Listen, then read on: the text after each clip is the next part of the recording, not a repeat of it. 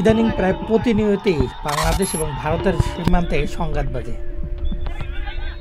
কখনো দুই দেশের জনগণের ভিতরে, আবার কখনো দুই দেশের বাহিনীর ভিতরে। এর পিছনের আসলে মূল কারণ কি? আজকের ভিডিওতে সেই বিষয়গুলোই একটু জানার চেষ্টা করব। বাংলাদেশের সীমান্তে দীর্ঘদিন ধরে যে অমীমাংসিত কিছু বিষয় ছিল, অর্থাৎ সীমানাজনিত বিষয়, 5ই আগস্টের পরে বিজেপি সেই বিষয়গুলোকে মীমাংসা করার জন্য সক্রিয় ভূমিকা পালন করছে। অনেক জায়গায় মাপজোপের পরে অনেক অংশই বাংলাদেশ আদায় করে নিয়েছে।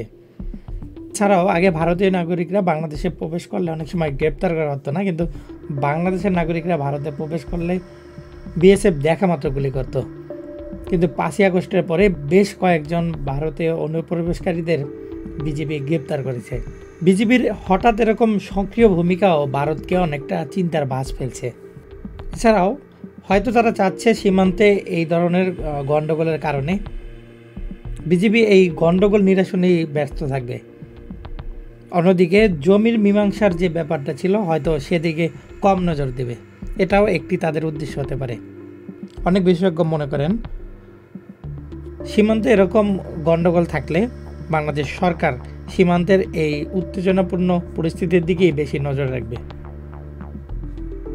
অন্যদিকে দেশের ভিতরে যে আইনশৃঙ্খলার যে পরিস্থিতি আছে, সেদিকে হয়তো তারা কম নজর দিবে।